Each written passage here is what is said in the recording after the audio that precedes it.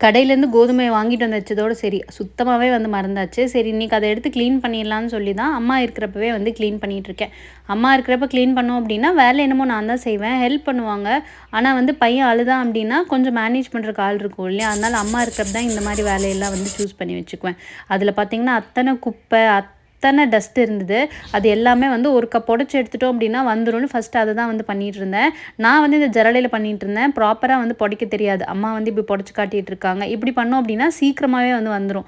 எனக்கு தெரிஞ்ச மாதிரி நான் க்ளீன் பண்ணிவிட்டு அதையுமே வந்து கழிஞ்சு காய போட்டாச்சு. கழியிறதுமே ஒரு 10-15 தடவைக்கு மேலே வந்து கழிஞ்சிருப்போம். அவ்வளோ மண் இருந்தது.